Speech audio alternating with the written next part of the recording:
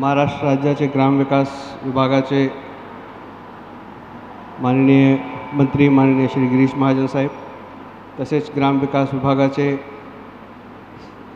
प्रधान सचिव श्री एकनाथजी डबले साहेब, तसेच नाबार्डचे CGM श्री डिसूजा जी,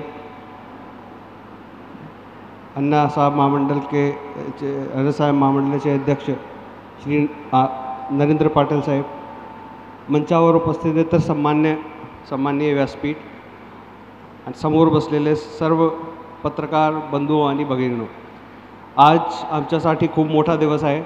आज महाराष्ट्रामध्ये आम्ही जे दरवर्षी सरस ऑर्गनाईज केला जातो, दरवर्षी उमेदच्या माध्यमातून जे सरस साजरा केला जातो, यावेळी मला सांगताना खूप आनंद होतो आहे की या आतापर्यंतचा सर्वात मोठा सरस महोत्सव आहे।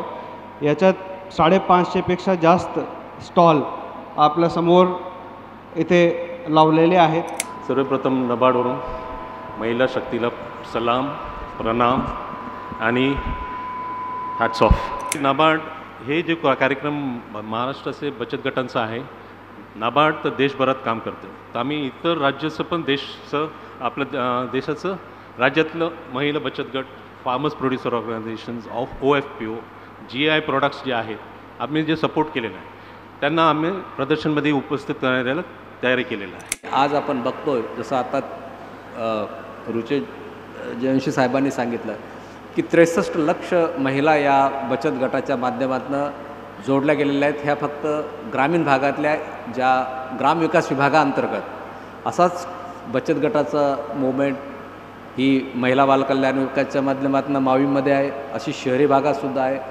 या व्यतिरिक्त नाबार्डचे स्वतःचे वेगळे गट आहेत।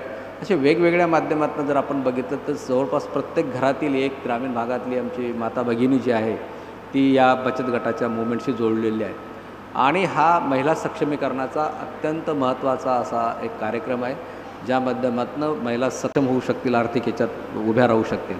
खरं म्हणजे सरस अर्थ काय, त्याचं महत्त्व काय, तर त्याचं महत्त्व सगळ्यांनी या ठिकाणी सांगितलं की स्वतःच्या पायावर महिला म्हणजे चूल आणि मूल याच्या पलीकडे जाऊन महिलांनी स्वतःच्या पायावर उभं राहिलं पाहिजे। स्वतः मी काहीतरी करते, मी काहीतरी कमवते आणि 4 महिलांनासुद्धा रोजगार निर्माण करून देते, ही धमक महिलांमध्ये असली पाहिजे आणि तो जोश त्यांच्यामध्ये निर्माण करण्यासाठी सरस हा एक कार्यक्रम आपण या ठिकाणी घेतलेला आहे। आणि म्हणून डवले साहेबांनी मी बोलत होतो की आता आपण मुंबईला तर दरवर्षी घेतो सरस, जवळपास 19 वर्षे झालेत। पहिल्या वर्षी 50 लाख टर्नओव्हर या ठिकाणी होता, आता आपण तो 17 कोटीपर्यंत आणलेला आहे आणि मला वाटतं यावर्षी तो 25च्या जवळपास त्या ठिकाणी जाईल।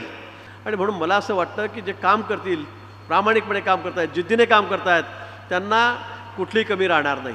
आज अनेक आमच्या या ठिकाणी गट असे आहेत की ते परदेशामध्ये एक्सपोर्ट करत आहेत मालाला, राज्यामध्ये तर आहेच, देशामध्ये बाजारपेठ आहे, पण त्याच्या पलीकडे जाऊन आता एक्सपोर्ट करायला ते लागलेले आहेत। कोट्यवधी रुपयाचा त्यांचा टर्नओव्हर त्या ठिकाणी झालेला आहे आणि म्हणून मला वाटतं सगळ्यांनी जर अशा पद्धतीने प्रयत्न केलेत, आपण सगळ्यांना जर असं उद्युक्त केलं तर मला असं वाटतं की या भगिनींचा, या महिलांचा विकास झाल्याशिवाय या ठिकाणी राहणार नाही।